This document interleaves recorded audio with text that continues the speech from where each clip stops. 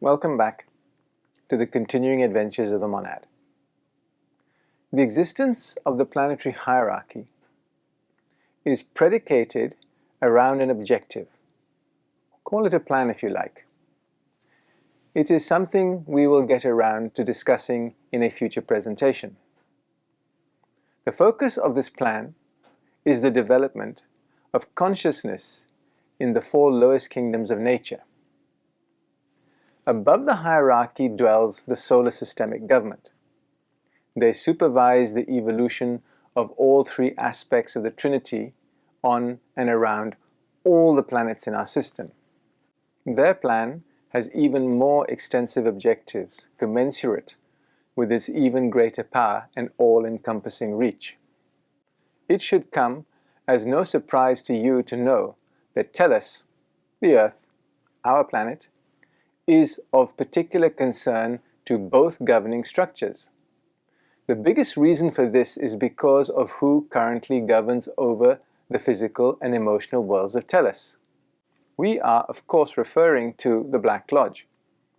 This body of misguided monads focuses humanity's attention on matter and seeks to stall consciousness development. By our own stupidity, we banished our guides and protectors, the hierarchy, and thought we could manage our own affairs. We are currently stuck in a labyrinth with no map and no one to guide us out of the maze. The ever-hopeful optimists that the hierarchy are, they have waited patiently in the wings to return to us, should we seek to call them back.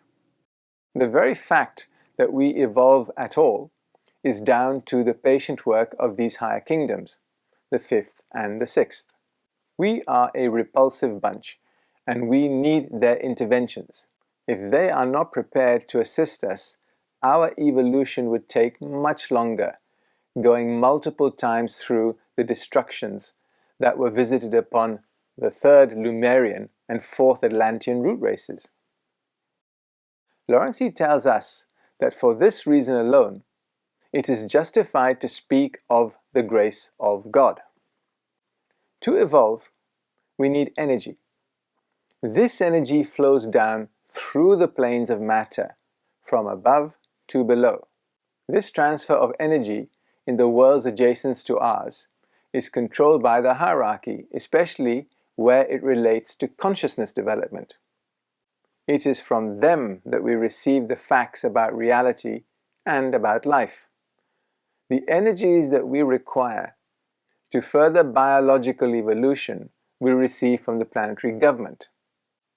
It is from this structural reality that the concepts of God were developed, to help us understand that our universe was a maintained structure. The Black Lodge took these ideas and satanized them into the ideological absurdities we have today. Who and what constitutes a God has been enunciated in previous presentations. All ideas that lead humanity today come from the hierarchy, from the causal world, passing through into the mental world. The great thinkers amongst us tune into these ideas and systematize them. They turn them into theorems, laws of science, and philosophical constructs. In this way, the intelligentsia assimilates them. These ideas are eventually popularized.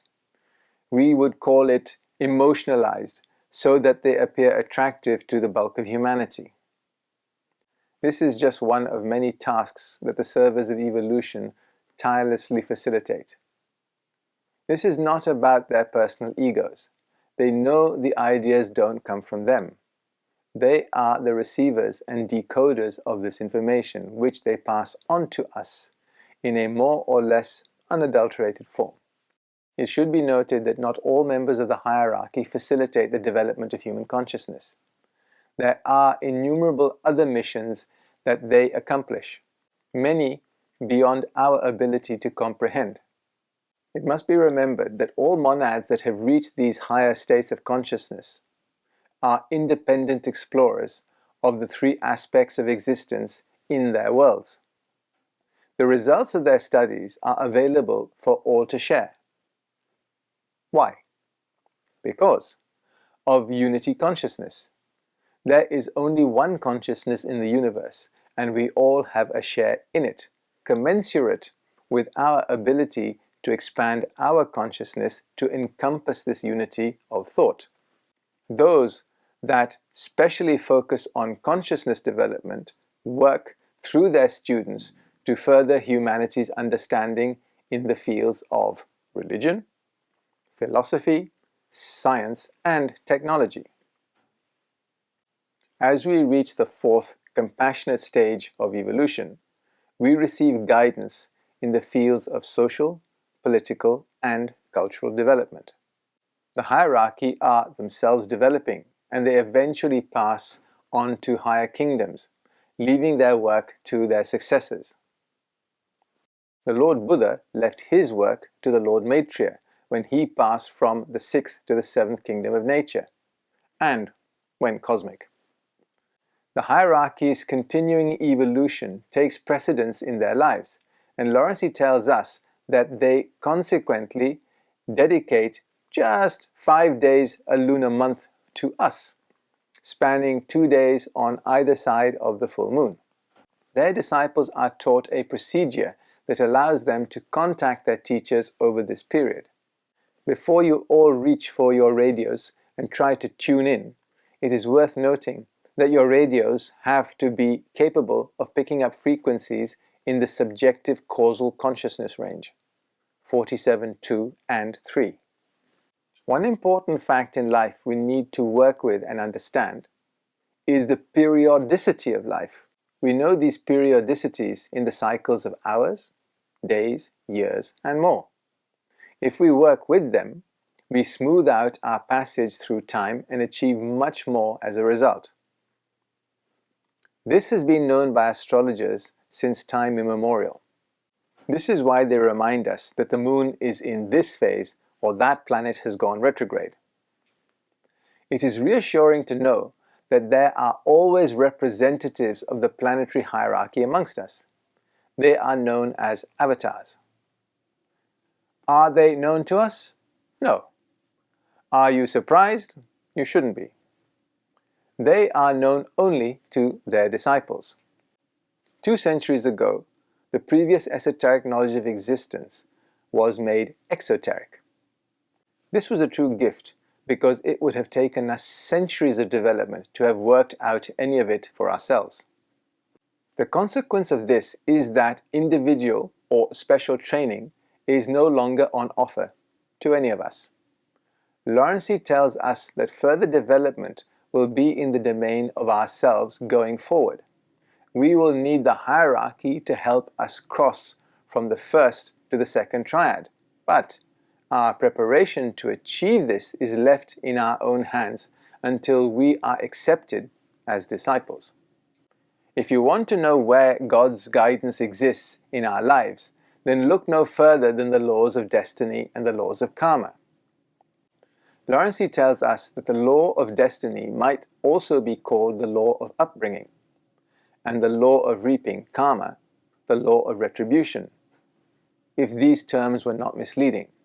Upbringing is affected according to the individual's own desire and striving. Retribution has bearing on the good and evil thoughts, feelings, and deeds of past lives. Looked at another way, your destiny is what you are here to achieve within an incarnation. It is life's goal. Think of it as your soul destiny. But how far you get along this path depends on the efforts you are prepared to make. Your karma influences how many potholes you will face as you walk along your chosen path. The lords of karma are a generous bunch. They never give us more than we can cope with, although we may not agree with their assessment. However, if they gave us what we deserved, we would just be born as a pair of eyeballs on a pillow, and we would be blind to boot. Does anyone get special attention? Yes. There are a few but only those who have the necessary qualifications to make a real contribution towards consciousness development or aiding towards global unity.